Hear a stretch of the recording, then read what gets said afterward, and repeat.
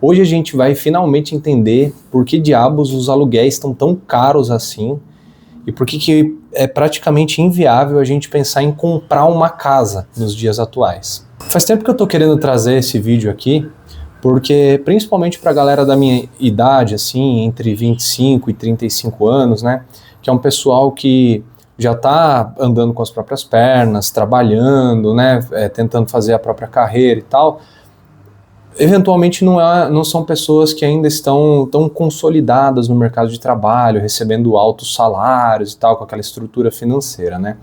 E para essas pessoas, eu sinto que o peso da moradia tem ficado muito pesado, né? Eu conheço diversas pessoas, e eu já fui uma dessas pessoas, que gasta mais de 50% da sua renda só para pagar aluguel, né? E sobra muito pouco para o dia a dia. E isso gera muita frustração nas pessoas, né? Porque, poxa, você gastar muita grana com um aluguel, assim, metade da sua grana, gera frustração, gera desapontamento, gera medo, insegurança, gera raiva, né? E principalmente a questão da insegurança, de você não saber até que ponto que os aluguéis vão aumentar e para onde que você vai ter que ir, no caso de você não conseguir mais arcar com o valor de onde você mora hoje. Só que sempre que você tem um problema público que mexe tanto assim com as emoções das pessoas, sempre vai aparecer também uma teoria de conspiração. E aí quando eu falo aqui de teoria de conspiração, não estou falando, sei lá, dessas teorias malucas de os reptilianos estão aumentando o valor dos imóveis junto com as pessoas do banco Rockefeller e o Lula e o Bolsonaro, tá ligado? Não é esse tipo de teoria de conspiração, mas assim, eu chamo de teoria de conspiração aquela teoria que pega um problema complicado, que tem várias variáveis, né, é um problema estrutural, e aí ele sempre vai simplificar esse problema, simplificar a resposta, geralmente vai dicotomizar, vai achar um bonzinho e um malzinho, é aquele grupo que está sacaneando com as pessoas e que eles se conversam,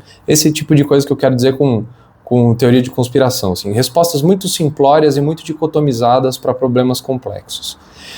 E neste caso específico do aumento do preço dos aluguéis, a resposta de senso comum, né, o chavão, o clichê que eu mais ouço é o termo especulação imobiliária. Então, assim, é chavão. Tipo, eu falo a gente cai no assunto de preço dos aluguéis, fala, pô, os aluguéis estão caros, né, e tal, tá complicado de pagar. Alguém vai falar, então, essa especulação imobiliária aí.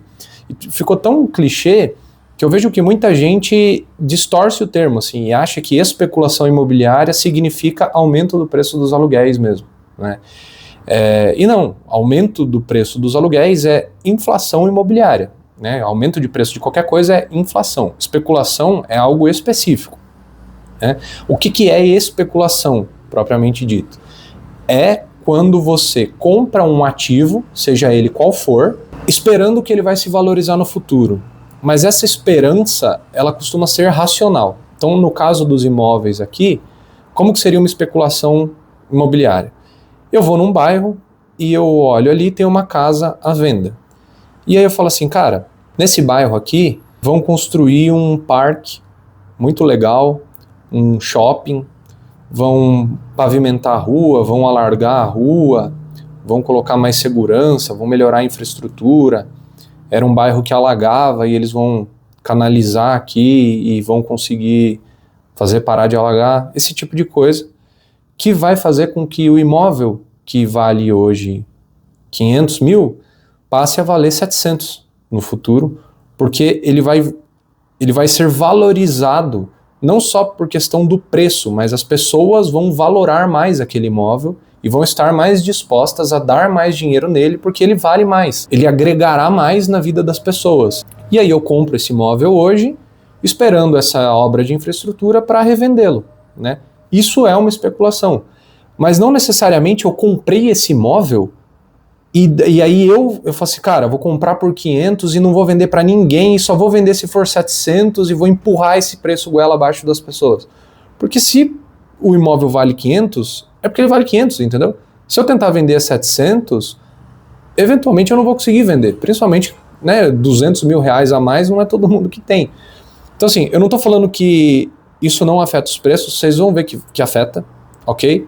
Eu vou falar aqui de como afeta, mas essa não é a explicação mais importante para inflação dos imóveis, tá? Essa não é a explicação mais importante, essa é a explicação mais fácil e às vezes mais prazerosa de você falar, pô, é o mercado financeiro dos imóveis que está lutando contra a sociedade, mas não é essa exatamente a explicação mais plausível. E aí, galera, eu não sou um entendido desse assunto, então eu precisei ler muito, tá? Olha a quantidade de artigos que eu li para fazer esse vídeo, tá? Todos esses artigos, pelo menos uma olhada eu dei, eu passei o olho, bati, introdução, conclusão, para ver o que eles estavam falando, e 10 artigos, que são os que estão listados ali, eu li de maneira aprofundada para tentar entender mesmo, que foram os artigos mais coerentes ali. Nesses 10 artigos, o problema central do aumento do preço dos aluguéis foi o mesmo. Todos eles citaram o mesmo problema central, que é oferta e demanda. É uma explicação super sem graça, uma explicação chata, mas é isso, é oferta e demanda. E aí, galera, se vocês forem parar para prestar atenção, praticamente todo problema de preço, ou ele é de custo, ou seja, você tem um bem, um produto que o custo para fazer ele aumentou muito por conta de algum choque, e aí ele ficou mais caro, ou oferta e demanda, um desequilíbrio na oferta e na demanda, que no caso do aumento do preço a demanda está crescendo muito e a oferta não está acompanhando esse crescimento, e aí o cara vai subir o preço mesmo para equilibrar essa situação. Isso é chavão, isso acontece sempre que você tem aumento exacerbado da demanda e a oferta não acompanha, os preços sobem. E aí por que é que a gente tem esse desequilíbrio? Por que a demanda está crescendo mais rápido do que a oferta no mercado de imóveis? Eu vou explicar detalhadamente para vocês. Mas antes, por favor, se você já conhece o meu conteúdo, já dá um like nesse vídeo. Se você não for inscrito no canal, se inscreve, porque você vai esquecer depois, eu tenho certeza. Cara, deu muito trabalho, eu gastei mais de uma semana para ler todos os artigos e organizar o roteiro desse vídeo. Então assim, por favor, dá um engajamento aqui que vai ser muito importante para mim, tá bom? Mas vamos lá. O que acontece no mercado de imóveis? Isso também é de praticamente todos os artigos que eu li, tá? A elasticidade da demanda com relação à renda no mercado de imóveis, ela é muito alta e muitas vezes ela é maior do que 1. Isso quer dizer que a demanda por imóveis, ela cresce mais rápido do que a renda das pessoas. Então, vamos dar um exemplo aqui. Imagina uma pessoa que ganha R$3.000 e que gasta 50% da sua renda com aluguel. Então ele vai gastar R$1.500 com aluguel. Ele ganha 3.000 e gasta 1.500. Sobra 1.500 para ele fazer o que ele quiser. Essa mesma pessoa pode ter um aumento salarial. Vamos supor que ela tem um aumento salarial de R$4.000. Quando a elasticidade da demanda por imóveis é mais alta do que a renda, ela passa a topar gastar mais de 50% da renda dela com aluguel. Então ela pode topar gastar, por exemplo, agora R$2.100 de aluguel. Porque afinal de contas, por mais que ela esteja gastando mais do que 50% da renda dela com aluguel, que não era o que acontecia antes, ainda sobra mais dinheiro. Antes ela ganhava 3.000, gastava 1.500 com aluguel, sobrava 1.500. Agora ela ganha 4.000, gasta 2.100 com aluguel, mas ainda sobra 1.900. Então ela ainda meio que está no lucro, morando num lugar melhor. E isso acontece muito. As pessoas, conforme elas ganham melhor, elas procuram imóveis melhores para ficar mais próximo do trabalho, enfim, para um monte de coisa que eu também vou falar aqui. Então a elasticidade da demanda por imóveis com relação à renda, ela é muito alta. O aumento do quanto as pessoas topam gastar com aluguel, ele é maior do que o aumento da renda delas. E aí a gente tem a questão da oferta, que é qual? É uma característica do mercado de imóveis ter uma oferta quase inelástica no curto prazo. O que é uma oferta inelástica? É uma oferta que não acompanha. Então a renda das pessoas cresce, a demanda das pessoas cresce, mas a oferta não cresce, porque para você construir uma casa um prédio, um conjunto habitacional leva muito tempo, leva anos. Então, se o cara está com a renda hoje para comprar, porque ele recebeu um aumento no mês passado, ele não vai ter uma casa nova para ele morar, né? Ele vai ter que ir para uma casa que já existe e oferecer um preço maior, porque eventualmente já tem gente oferecendo um outro preço. E é basicamente isso, assim, a demanda cresce muito e a oferta não acompanha. E tanto é que isso é uma característica normal do mercado de imóveis, que esse problema de inflação imobiliária está acontecendo no mundo todo. Não é só no Brasil, isso não é uma característica do Brasil. Todos os países têm problema de inflação imobiliária.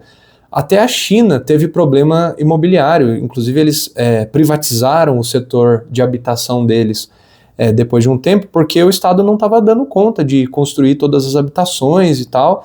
Então eles privatizaram para o mercado conseguir construir mais, etc. Porque o boom imobiliário lá foi muito alto por conta da urbanização. E aí no caso do Brasil, especificamente, e aí eu tô falando que é no caso do Brasil porque os artigos que eu li que falam desse problema que eu vou falar agora falaram do Brasil, não falaram de outros países, então não sei se isso acontece em outros países, tá?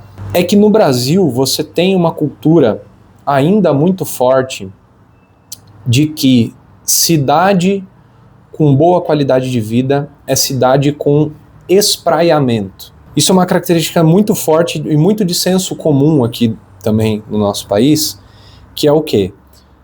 Sempre que você pensa numa cidade legal, numa cidade bonita, numa cidade sustentável, você pensa no quê? Numa cidade com prédios baixinhos, com muitas casas, com um espaçamento grande entre uma casa e outra, com grandes espaços de calçadas, com várias árvores, bosques, esse tipo de lugar, de comunidade que remete muito a pequenas cidades europeias, né, ou ao subúrbio estadunidense. Inclusive eu fiz um vídeo falando dessa influência que nós temos, desse consumo estético que nós temos, principalmente da Europa e dos Estados Unidos, que é o vídeo sobre salário. Inclusive vou deixar aqui no card e vou deixar na descrição também para vocês verem, né? Não vão sair desse vídeo agora, hein? Vem depois. Mas enfim, e a gente tem muito essa impressão de que cidade desenvolvida é isso, né?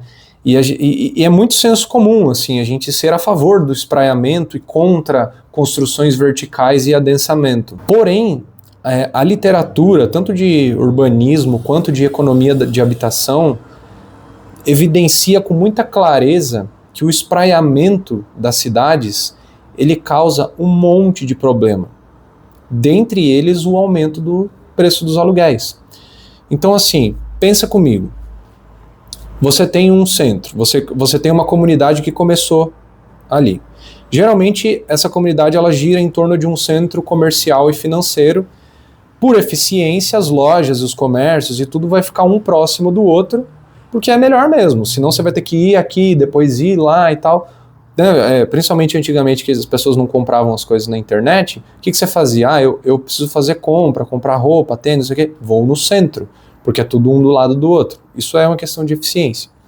Quando você causa um espraiamento da cidade, você vai construindo casas cada vez mais longe do centro, porque você não permite que sejam construções verticais que fiquem pertinho aqui do centro. Então as pessoas começam a morar cada vez mais longe de onde elas trabalham e de onde elas consomem. E aí, os imóveis que estão próximos dos centros comerciais, eles começam a ficar cada vez mais caros, porque as pessoas aceitam pagar mais caro para morar ali, para não ter que pagar, por exemplo, com transporte, para não ter que pagar com o tempo que elas gastam da vida delas no congestionamento, para não ter que pagar com a ausência de bens e serviços que ela vai deixar de ter ali no bairro dela. Então os imóveis começam a ficar mais caros porque eles começam a ser valorizados, as pessoas valoram mais os imóveis que estão próximos do centro. Então o espraiamento, ele vai fazendo com que os imóveis perto do centro fiquem muito inflacionados e as pessoas mais pobres não têm condição de morar ali e começam a ir cada vez mais para as margens das cidades e são construídas, por exemplo, as periferias, as favelas, que é o que a gente vê. Então o processo de favelização ele tem muito a ver com o espraiamento das cidades. Outra questão ambiental, que às vezes eu vejo as pessoas falando, não, as cidades elas não podem ser muito densas, adensadas, porque prejudica o meio ambiente. Na verdade é o contrário, gente. Porque sustentabilidade, meio ambiente, não é você estar andando e ter uma arvorezinha na calçada e um bosquezinho na calçada do vizinho com grama. Isso não é sustentabilidade. Sustentabilidade é manancial preservado, mata nativa intacta. Quando você espraia uma cidade, o que você faz? Você destrói toda a mata nativa em volta dela para meter asfalto e casa. Então você destrói muito mais o meio ambiente fazendo o espraiamento da cidade. Você tem problema de impermeabilização, porque muitas vezes você vai destruir e interferir em mananciais, em córregos. São Paulo, por exemplo, é mundialmente conhecida como uma cidade que foi construída em cima de rios. Tinha muito rio aqui em São Paulo, inclusive vários bairros têm nome de rio, e eles foram canalizados. Porque tem que construir um bairro em cima, porque a cidade está se expandindo para o lado e não para cima. Então você mete o rio dentro de um cano por baixo da terra e manda bala de asfalto. Só que o que acontece? Quando tem chuva forte, não aguenta e alaga tudo. Então você tem vários problemas de alagamento. Você tem mais gasto público, porque quando você espalha uma cidade, você precisa levar até o lugar que você está construindo escola, hospital, energia elétrica, encanamento, polícia, asfalto. Então o Estado acaba tendo que gastar mais dinheiro. E isso, inclusive, é um grande problema das construções habitacionais, que por muito tempo os conjuntos habitacionais foram feitos no meio do nada, né? Eles geralmente eram feitos em terrenos vazios, no meio do nada lá, e aí simplesmente transferiam as pessoas para lá, e lá não tinha uma escola, não tinha uma creche, não tinha um hospital, e as pessoas saíam de lá e voltavam para o centro mesmo. E aí, para vocês terem noção do que eu estou falando, São Paulo, por exemplo, que é uma cidade que todo mundo fala, nossa, prédios e muito, nossa, é muita muvuca, é muito adensamento. Paris e Buenos Aires, duas cidades assim que eventualmente vão ser vistas mais como cidades com prédios menores e tal, aquela coisa. Paris e Buenos Aires são 2 vezes mais adensadas do que São Paulo. Se você pegar o número de habitantes dessas cidades e dividir pela área territorial da cidade, tem 2 vezes mais pessoas por metro quadrado em Paris e Buenos Aires do que em São Paulo. Então assim, é lógico, eu estou citando o exemplo de São Paulo só porque é o imaginário das pessoas de que é muito adensado e por isso é ruim. E na verdade é pouco adensado e talvez o problema de São Paulo seja exatamente esse, poderia ser mais adensado. Inclusive eu vejo pessoas falando assim, não, porque adensamento dá problema no trânsito. Gente, é o contrário. Por que as pessoas precisam usar carro? Porque elas estão longe do seu trabalho. E aí o que acontece? Aí você tem uma outra questão, que é o zoneamento urbano, que muitas vezes ele faz o lugar das pessoas trabalharem e faz o lugar das pessoas morarem, né? O bairro exclusivamente residencial, não pode construir comércio nenhum, tal, não sei o quê. E aí o cara, tudo que ele vai fazer para trabalhar ou para comprar alguma coisa, ele tem que se deslocar do bairro residencial e ir pro centro urbano. Como que ele vai fazer isso? Via de regra, de carro, de ônibus ou, no máximo, de metrô. E aí, esses centros, eles têm a sua sazonalidade. Eles vão funcionar ali das 8 às 5, 6 da tarde, que é o momento que todo mundo tá lá.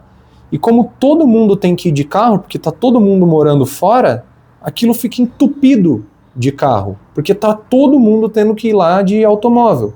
Agora, imagina se as pessoas moram lá. As pessoas vão a pé. Quando eu vim morar em São Paulo, eu priorizei morar próximo do centro para fazer tudo a pé. Hoje eu faço tudo a pé. Eu não preciso de carro, eu não quero ter um carro. Se eu morasse longe do centro, eu ia ter que usar carro, eu ia ter que pegar ônibus, ou assim, aqui em São Paulo pelo menos tem o metrô, né? Mas tipo, pegue qualquer outra cidade grande que não tenha um metrô.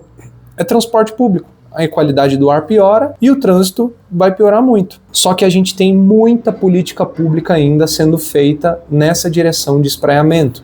Então a gente tem, por exemplo, várias políticas que proíbem construção de prédio em alguns lugares ou que limitam muito a quantidade de andares, só pode construir prédio baixinho, impõem espaços enormes entre as construções, então vocês não podem fazer uma construção do lado da outra, tem que ter um baita de um espaço aí para circular o vento, sei lá o que. Tipo, devem ter termos, coisas técnicas que são importantes, tá? Eu não sou arquiteto, mas existe um excesso de burocracia, muitas vezes, que é muito mais estético, de você olhar e por senso comum achar que é mais bonito e que é melhor. Então, por exemplo, colocar valores mínimos de pé direito muito altos, né? Isso eu já vi, inclusive já vi até arquiteto falando assim, não, porque o pé direito tem que ser alto para a pessoa ter mais dignidade na casa dela e se sentir mais livre e não sei o quê.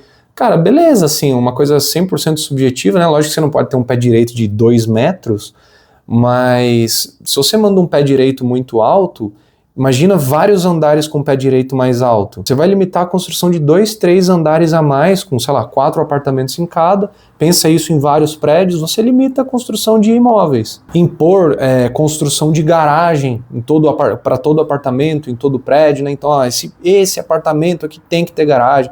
Eu vejo muita gente falando, porque agora não precisa mais ter garagem, estão tirando o meu direito de ter um carro, né? A galera sempre se sente ofendida com esse tipo de coisa. Mas, cara, garagem também ocupa espaço. Você pode construir apartamento no lugar de garagem. E outra, uma garagem custa dinheiro. Inclusive tem gente que aluga a sua garagem. Então se você não precisa fazer garagem, o seu apartamento vai ficar mais barato. E enfim, isso eu vejo que são coisas que as pessoas apoiam na maior parte das vezes, principalmente porque quem está no bairro, quem está no lugar, não quer que fique mais lotado, que construa um prédio que vai tirar a vista, ou que vai fazer sombra. Você sempre vê aquele comentário, principalmente em cidade média, que está crescendo, as pessoas falam assim, depois que construiu o prédio aqui na cidade, depois que o prefeito permitiu que construísse prédio aqui na cidade, virou um caos, agora é trânsito, agora não sei o quê.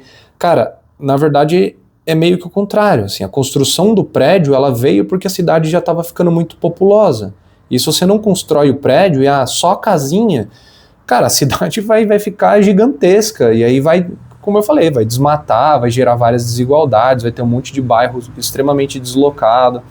Então, assim, a construção do prédio, ele é uma consequência da superpopulação, e não a causa. As pessoas não vão para a cidade, tá construindo prédio lá naquela cidade, vamos me mudar para lá. Então, geralmente, para os moradores de lugares não adensados, é muito difícil você convencer eles de que o adensamento é melhor para o coletivo. Isso é um padrão, inclusive, um dos artigos mais importantes sobre o preço dos imóveis do mundo, assim, que milhares de citações dele, é o Why Have Housing Prices Gone Up? Ou por que o preço da habitação cresceu tanto? E eles fizeram um modelo matemático para tentar entender essa dinâmica de moradores, locais e novas construções. E eles chegaram à conclusão de que, e com muitos dados, né, muitas evidências empíricas, é lógico, os proprietários dos bairros tendem a vencer a guerra política contra o adensamento de bairros. Por quê? Porque vamos supor que um prefeito fala assim, agora pode construir prédio nesse bairro aqui. O cara que vai se mudar para aquele prédio daquele bairro, ele nem sabe que foi o prefeito que permitiu, tá vivendo a vida dele normal. Agora, o cara que morava naquele bairro e que esse bairro passou a ter prédio, ele nunca mais vota nesse prefeito na vida. Fora que você tem associações de bairro e tal, que o pessoal se organiza mais. E assim, tudo bem você não querer que construa prédio do lado da tua casa, ok, assim, mas a gente tem que ter noção, né, de que para a política pública, principalmente habitacional, e para o preço dos imóveis, isso é prejudicial. Ok? E eu vejo pouquíssima gente falando isso e falando o contrário, né? Logicamente você tem exceções, então, você tem patrimônios históricos, né?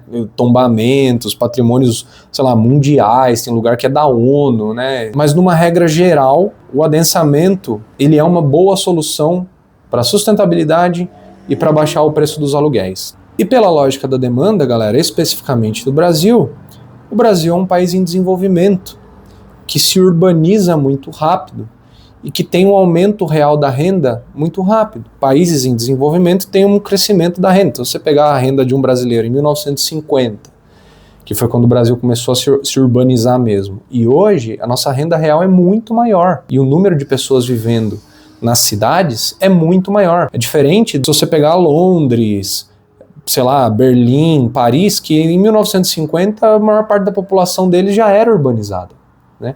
Aqui a gente ainda está vindo para cidades, né? E agora deu uma estabilizada, mas tipo 20, 30 anos atrás ainda você tinha um êxodo muito grande. E você ainda tem um êxodo, com a pandemia isso se atenuou um pouco, mas de pessoas vindo do interior, não necessariamente da zona rural, mas do interior para as grandes cidades, que também gera inflação nas grandes cidades. Por quê? Porque o nosso interior é pobre. Né? É diferente você pegar aquele cara que vive no interior da França vendendo queijo e vive super bem porque é um país rico, né? O nosso interior, via de regra, ele é um lugar pobre. E as pessoas querem vir para a cidade porque é o lugar onde elas têm infraestrutura, bens, serviços e oportunidades de vida. Então as pessoas topam ter grande parte da sua renda comprometida com aluguel para ficarem mais próximas das oportunidades. Aí você também tem custos de produção, que também estão atrelados à questão do país estar se desenvolvendo, porque a maior parte do custo de produção de construções civis é mão de obra, né? E o que acontece? Conforme o país vai ficando mais rico, menos pessoas topam de fazer o trabalho pesado de pedreiro, de servente de pedreiro, porque são trabalhos pesados, né? E aí quando a mão de obra fica escassa, o preço dela sobe. Então você acaba tendo um custo maior. Inclusive tem até aquela brincadeira, né, que o Trump começou a fazer essas políticas anti-imigração agora. Tipo, cara, quem trabalhava em construção civil nos Estados Unidos era imigrante. Né? Aí a galera até começou a falar, agora, então beleza, quero ver esses americanos construindo as casas deles agora, vamos ver se eles vão topar. Porque quanto mais rico o país vai ficando, mais escassa a mão de obra na construção civil e mais cara ela se torna, o preço de custo dos imóveis vai aumentar também. E por fim, pessoal, sim, desde sempre as pessoas investem em imóveis, as pessoas compram imóveis esperando que eles se valorizem, né? E isso afeta também o preço, principalmente o preço. Eu acho que menos a oferta. Essa teoria de que as pessoas compram o imóvel e elas ficam esperando valorizar para vender, ela é uma teoria de que como se as pessoas, todo mundo comprasse imóvel o tempo todo. Mas não é assim, as pessoas alugam imóveis. Então, eu posso comprar uma casa hoje, esperando que ela vai se valorizar para eu vender ela daqui 5 anos, eu não vou deixar essa casa parada por 5 anos. Eu vou pôr para alugar. E aí depois, daqui 5 anos, eu vendo ela, tá? Ela vai se valorizar e eu continuo ganhando dinheiro durante esses 5 anos. É assim que funciona. Eu não vou comprar uma casa hoje e ficar completamente parado e sem mexer nela, podendo alugar, podendo dar várias outras finalidades para ela, para vender ela daqui 5 anos. Não é assim que funciona. Mas é lógico, né? Se ela se torna um ativo, mais pessoas estão dispostas a comprar. Que pessoas são essas? Geralmente são pessoas com mais dinheiro. Quem tem bala na agulha para comprar uma casa só para especular em cima e vender depois, está disposto a pagar uma grana que eventualmente o cara que vai ter que parcelar em 150 milhões de vezes a casa, não tem. Então isso ajuda também, sim, no aumento dos preços. Mas não é o fator principal. De verdade, assim, de todos os artigos que eu li, uns 2 citaram essa questão de especulação imobiliária, mas todos citaram elasticidade da oferta baixa e elasticidade da demanda alta. Mas é isso, galera. Deu um trabalhão de fazer esse vídeo, tá? Mais uma vez. Então, se você ficou aqui até agora, dá uma curtida aí, por favor. Se inscreve no canal, não custa nada e pra mim vai ser bom pra caramba. Compartilha com seus amigos aí e veja os outros vídeos aí que tem no canal também, beleza? Valeu e até mais!